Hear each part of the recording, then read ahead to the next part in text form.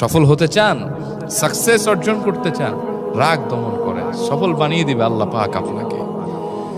সেই বুখারীর 6116 নম্বর হাদিস, হযরতে আবু হুরায়রা রাদিয়াল্লাহু আনহু থেকে বর্ণিত, তিনি বলেন, আন্না রাজুলান জাআ ইলা রাসূলিল্লাহি সাল্লাল্লাহু আলাইহি ওয়া আলিহি ওয়াসাল্লাম ফাকাল আউসিনি।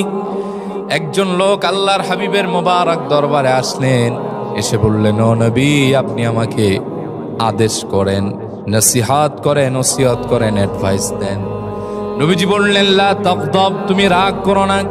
ফারাদ্দাদা মিরারান, লোকটি বারবার একই কথা বলল, আর নবীজি তাকে একটা নসিহত করলেন, লা তাগদাব, তুমি রাগ করো না, রাগটা কন্ট্রোল করো, তাহলেই তুমি সফল হয়ে যাবে।